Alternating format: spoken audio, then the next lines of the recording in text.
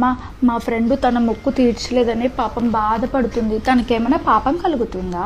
అప్పట్లో మన పెద్దలు మనం ధర్మం పైన నిలబడటానికి కొంచెం కఠినమైన నియమాలే పెట్టేవాళ్ళు. అలాంటిదే ఈ మొక్కు. రే నువ్వు మొక్కుకున్నావు, మళ్ళీ ఆ గుడికి వెళ్ళి మొక్కు తీర్చాల్సిందేరా అని చెప్పేవాళ్ళు పెద్దలు.